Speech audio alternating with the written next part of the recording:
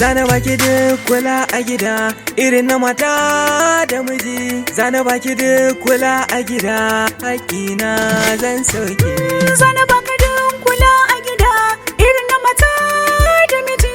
Zana baka duk kula a gida haƙina zan sauke.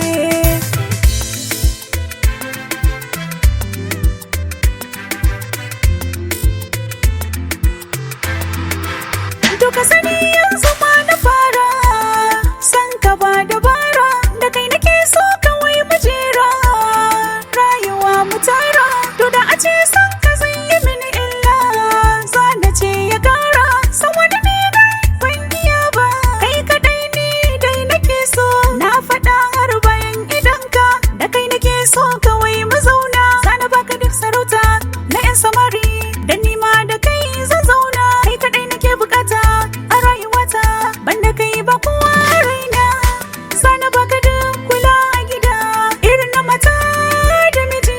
Zana baka duk kula a gida haƙƙina zan sauke. Kinga kauna ta zo ke ma kin san lallai ta zo. Kuma zance na zo ke ma kin san lallai na zo. Yanzu soyayya ta kulli tun da kin san duk manufata. Ni garan ko an kushe kin fiye min duka 'yan mata. Zan yi shela ga duk 'yan mata ni dai ga zabina. Na saka kyacen cikin raina fada takin zauna.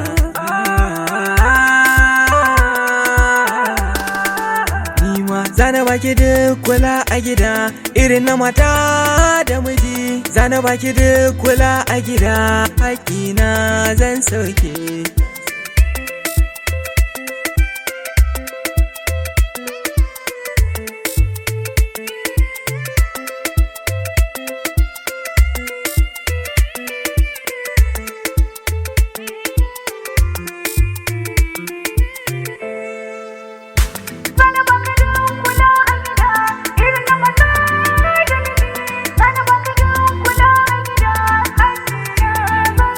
Ni ma ki san yanzu ma na fara san ki ba dabara, da ke nake so kawai mu jera rayuwa mu tara.